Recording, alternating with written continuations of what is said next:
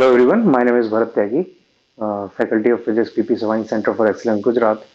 और आज हम कंटिन्यू करने वाले हैं जो लास्ट लेक्चर में हम बात कर रहे थे। हमने कूलाम्स लॉ पढ़ा था। कूलाम्स लॉ पे कुछ क्वेश्चंस किए थे, दो क्वेश्चंस और लगा के देखते हैं हम कूलाम्स लॉ पर, फिर आगे टॉपिक से बढ़ेंगे। आप भी साथ साथ कूलाम्स लॉ के क्वेश्चन लगाइए, जो भी टॉपिक अभी तक पढ़े उसके साथ साथ क्वेश्चन लगाते रहिए ताकि आपको टॉपिक अच्छे समझ में आए। तो ये दो क्वेश्चंस हमें दिए हुए हैं। दो पहला क्वेश्चन है, when a particle moves with increasing speed then its specific charge. अगर पार्टिकल मूव करता है, उसकी स्पीड इंक्रीज करती है कंटिन्यूसली, तो उसके स्पेसिफिक चार्ज पर क्या फर्क पड़ेगा। तो फर्स्ट क्वेश्चन है कि स्पेसिफिक चार्ज क्या होता है, तो उसे कहीं पे साइड में नोट कर लो, ये इंपॉर्टेंट है। स्पेसिफिक चार्ज का मतलब होता है charge divided by mass. Charge per unit mass को हम स्पेसिफिक चार्ज बोलते हैं, करेक्ट। तो अगर बॉडी मूव कर रही है तो उसके स्पेसिफिक चार्ज पर क्या फर्क पड़ेगा, वो इंक्रीज करेगा, डिक्रीज करेगा, सेम रहेगा, या फर्स्ट डिक्रीज देन इंक्रीज। तो मैंने आपको प्रॉपर्टीज में, चार्ज की प्रॉपर्टीज में बताया था कि charge is invariant with speed, यानी चार्ज पर स्पीड का कोई फर्क नहीं पड़ता है। But mass is variant with speed, mass पर स्पीड का फर्क पड़ता है। तो जैसे स्पीड इंक्रीज करेगी, मास की वैल्यू इंक्रीज करती है ड्यू टू रिलेटिविटी। तो जैसे जैसे स्पीड बढ़ती जाएगी, मास की वैल्यू बढ़ती जाएगी, और अगर मास की वैल्यू बढ़ेगी तो ये टोटल जो रेशियो आएगा वो कम होता जाएगा, क्योंकि चार्ज इज कांस्टेंट, चार्ज पर कोई फर्क नहीं पड़ रहा है। तो जैसे जैसे मास इंक्रीज करेगा, स्पीड इंक्रीज करेगी, ये स्पेसिफिक चार्ज की वैल्यू घटती जाएगी। तो इसका आंसर है डिक्रीज, ये इसका आंसर हो जाएगा। Second question is, two identical small balls each of mass m and charge small q are suspended from two strings each of length l from a fixed point. The whole system is taken into an orbiting satellite. Then find the tension in the string. तो दो identical small balls है हमारे पास, दोनों का मास m है, charge q है, suspend किया उन्हें हमने from two strings each of length l। तो इसका डायग्राम कुछ इस टाइप का बनेगा। पहले हमारे पास दो ये स्ट्रिंग्स थी, उन पर दो बॉल्स लटकी थी जिन पर दोनों पे सेम मास है, सेम चार्ज है, और इन दोनों को हमने फिर एक ऑर्बिटिंग सैटेलाइट के अंदर लेके आए।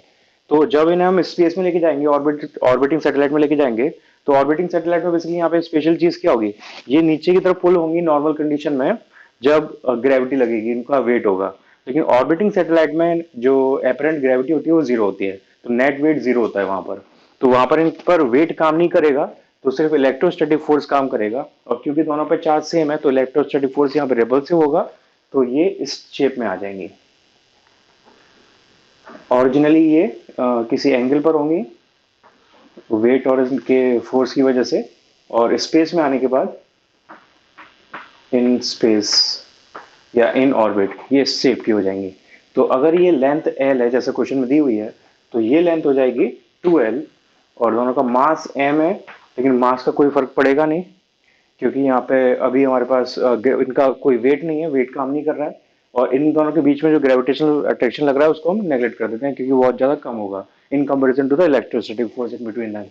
तो यहाँ पे इलेक्ट्रोस्टैटिक फोर्स इन दोनों के बीच में लगेगा 1/4 pi epsilon naught Q into Q, दोनों का चार्ज सेम है, तो Q square divided by distance का स्क्वायर, यानी 4l स्क्वायर, 4l स्क्वायर। ये दोनों के बीच में फोर्स लगेगा, और जो दोनों के बीच में फोर्स लगने वाला है वही टेंशन के बराबर होगा।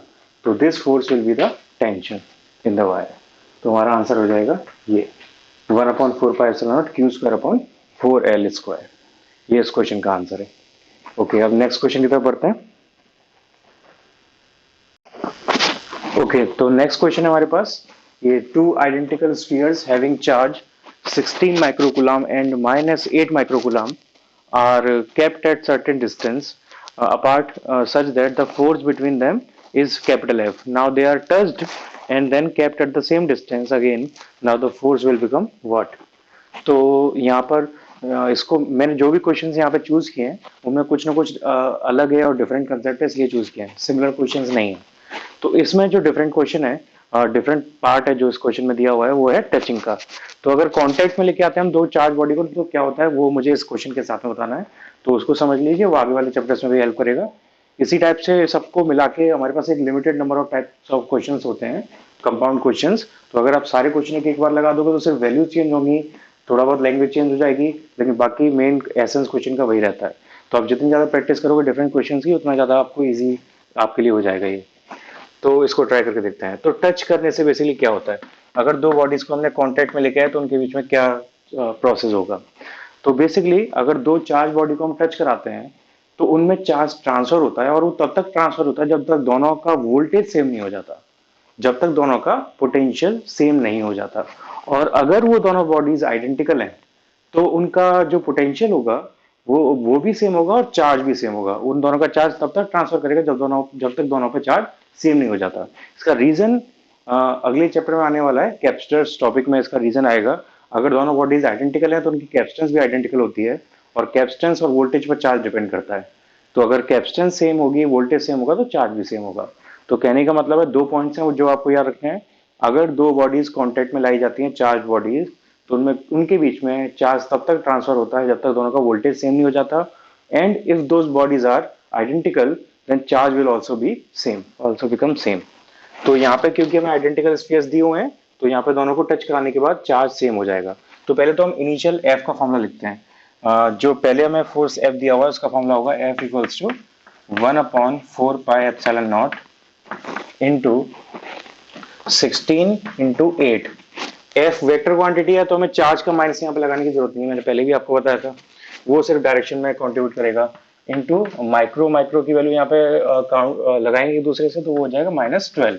माइक्रो मतलब 10⁻⁶, तो 10⁻⁶, 10⁻⁶ इज 10⁻12 डिवाइडेड बाय डिस्टेंस हमें नहीं पता, तो डिस्टेंस को हम डी अज्यूम कर लेते हैं, तो ये हो जाएगा d²। तो ये एफ का इक्वेशन हो गया, ये फर्स्ट इक्वेशन एफ की। नाउ दूसरे केस में हमें दिया है कि हमने बॉडीज को टच किया, तो जब हम बॉडीज को टच करेंगे तो दोनों पे सेम चार्ज आ जाना चाहिए। तो 16 और -8 दोनों को टोटल करेंगे तो हमारे पास नेट चार्ज आएगा 8 माइक्रोकूलम।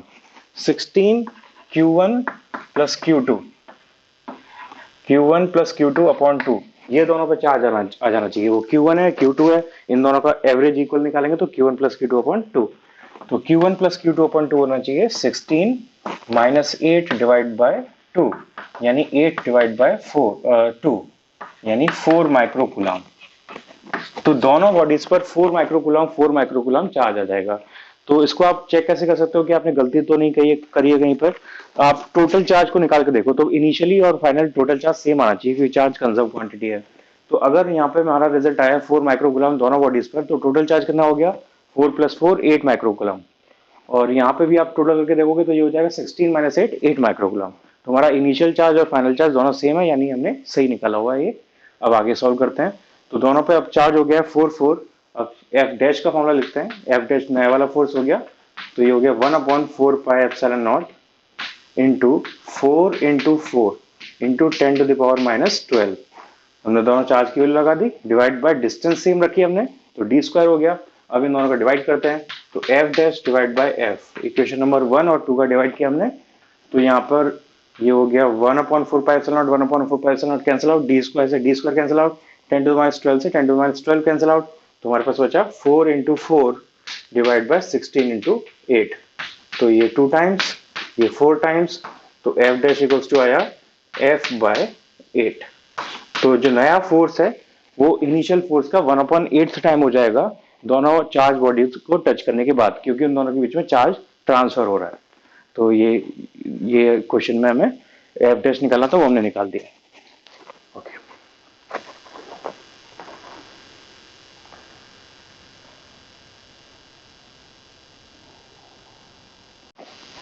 ओके, तो हमारे पास नेक्स्ट टॉपिक है, कूलम्ब्स लॉ हमने कर लिया। उसके बाद हमारे पास नेक्स्ट टॉपिक आता है इलेक्ट्रिक फील्ड, और ये भी इंपॉर्टेंट टॉपिक है। इलेक्ट्रिक फील्ड अब हर जगह काम आने वाली है जब तक इलेक्ट्रोस्टैटिक्स रहेगा, और उसके बाद भी। तो इलेक्ट्रिक फील्ड क्या है उसको हमें समझना है। तो फिर से वही बात, हम इसको थोड़ा कंसेप्चुअली समझते हैं और इंट्यूटिवली इसका क्या मीनिंग है उसकी बात करते हैं। तो ये जो फील्ड वर्ड है, फील्ड वर्ड कई टाइप की फिनोमेना में आपने सुना होगा और आगे आएगा भी। जैसे आपने ग्रेविटेशनल फील्ड सुना है, इलेक्ट्रिक फील्ड अब आप पढ़ रहे हैं, और आगे मैग्नेटिक फील्ड आने वाला है।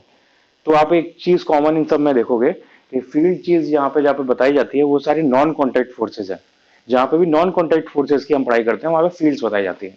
तो ये फील्ड का कंसेप्ट जो है वो अर्ली 18th सेंचुरी में और 19th सेंचुरी के स्टार्टिंग में, लेट 18th सेंचुरी और अर्ली 19th सेंचुरी में माइकल फैराडे और अलग अलग साइंटिस्ट ने इस फील्ड के कंसेप्ट को इवॉल्व किया था, और माइकल फैराडे का इसमें स्पेसिफिकली बहुत बड़ा कंट्रीब्यूशन है। तो फील्ड का कंसेप्ट क्या बोलता है बेसिकली, हमने मैथमेटिकली अज्यूम किया हुआ है कि एक चार्ज के आसपास एक एरिया होता है, एक रीजन होता है, जहां पर अगर दूसरा चार्ज हम लेके आएंगे तो उस पर इलेक्ट्रिक फोर्स लगता है, तो उस हम एरिया को, उस रीजन को इलेक्ट्रिक फील्ड बोलते हैं। वहां पर कितना फोर्स लग रहा है उस चार्ज पार्टिकल पर जिसको हम अंदर लेके आ रहे हैं, वो डिपेंड करता है कि वो इलेक्ट्रिक फील्ड वहां पे कितना ज्यादा स्ट्रांग है, वो फील्ड जो है वो कितनी ज्यादा स्ट्रांग है। तो हम उस फील्ड की प्रॉपर्टी से ये जज कर सकते हैं कि वहां पे इलेक्ट्रिक फिनोमेना कैसा होगा, किस डायरेक्शन में होगा, कितना स्ट्रांग होगा, कितना वीक होगा। तो बेसिकली जो फील्ड है हमें, वो उस फिनोमेना से रिलेटेड जो फोर्स है उसकी क्वांटिटी को एनालाइज करने में, उसके नेचर को पता लगाने में हेल्प करता है। तो basically electric field is the vector representation of electric phenomena, is the vector representation of जो भी इलेक्ट्रिक रीजन में फोर्सेस लगते हैं, उनके बिहेवियर होते हैं, उन सबका वेक्टर रिप्रेजेंटेशन है इसलिए। तो अब इसको मैथमेटिकली और स्पेशली हम विजुअलाइज कैसे कर सकते हैं उसके बारे में बताता हूँ मैं। सपोज हमारे पास एक चार्ज है, पॉइंट चार्ज प्लस क्यू। तो इलेक्ट्रिक फील्ड का कंसेप्ट ये है कि इस चार्ज के चारों तरफ स्पेस में हर तरफ फील्ड निकलती है, जिसको हम जनरली लाइन से शो करते हैं। लेकिन वो हमारी मर्जी, हमने लाइन से शो किया है, आप किसी भी और चीज से उसे रिप्रेजेंट कर सकते हो, हमने उसे लाइन से रिप्रेजेंट किया है। तो ये पूरे स्पेस में इन्फिनिटी तक जाती है। अब ये कितना, किस टाइप का बिहेव कर रही है किसी रीजन में, किसी पॉइंट पर, उससे डिसाइड होता है कि दूसरा पार्टिकल जब यहाँ पर आएगा तो उस पर इलेक्ट्रिक फोर्स कैसा लगेगा, वहां पे इलेक्ट्रिक फोर्स का बिहेवियर कैसा होगा। तो ये इलेक्ट्रिक फील्ड है, करेक्ट। अब इसका यूज क्या है, अब इसकी मैथमेटिक्स की बात करते हैं। इलेक्ट्रिक फील्ड की जो स्ट्रेंथ होती है, या इलेक्ट्रिक फील्ड की जो इंटेंसिटी होती है, इलेक्ट्रिक फील्ड इंटेंसिटी या इलेक्ट्रिक फील्ड स्ट्रेंथ, उसको हम कैपिटल ई से रिप्रेजेंट करते हैं, और वो एक वेक्टर क्वांटिटी है। तो electric field intensity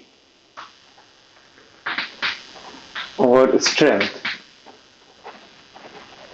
electric field intensity और strength is represented by capital E vector. और इसका मैथमेटिकल फॉर्मूला होता है the force applied on a charge per unit test charge. तो अगर किसी टेस्ट चार्ज पर आप फोर्स निकालते हो, तो फोर्स अपॉन चार्ज की जो वैल्यू आती है उसे हम इलेक्ट्रिक फील्ड बोलते हैं। तो ये इसका फॉर्मूला है इलेक्ट्रिक फील्ड का। तो यहां से हम एक पॉइंट चार्ज के लिए इलेक्ट्रिक फील्ड का फॉर्मूला ड्राइव भी कर सकते हैं, क्योंकि हमें फोर्स का फॉर्मूला पता है कूलम्स लॉ से। So for a point charge,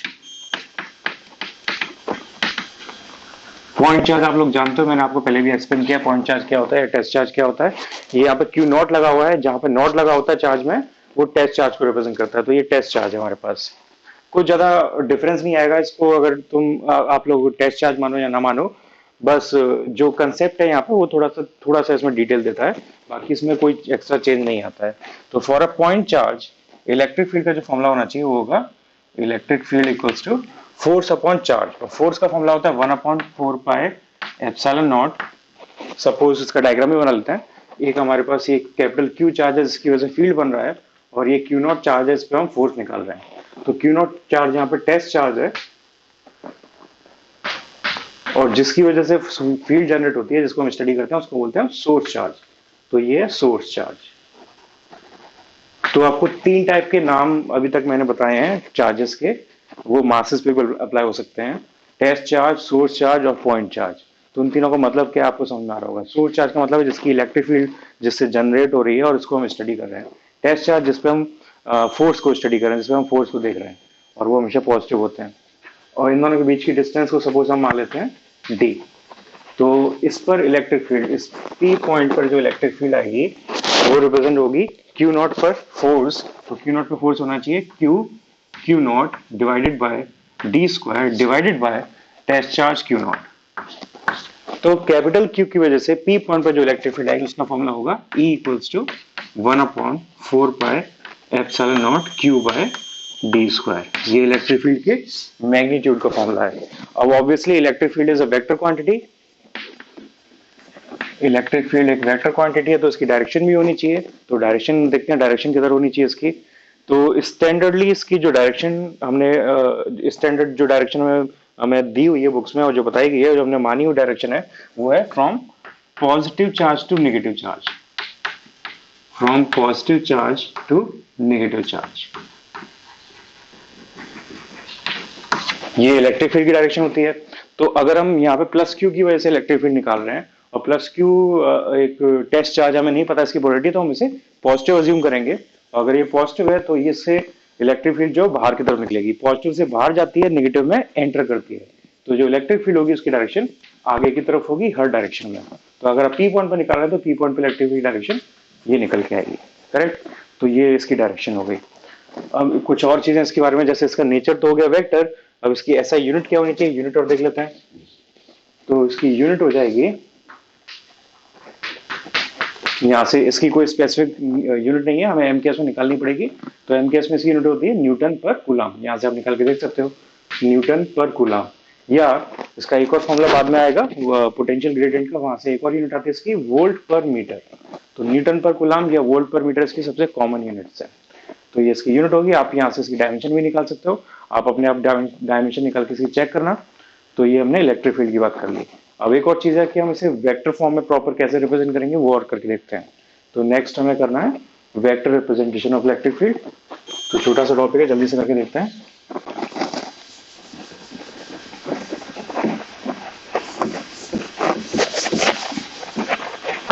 vector representation of electric field.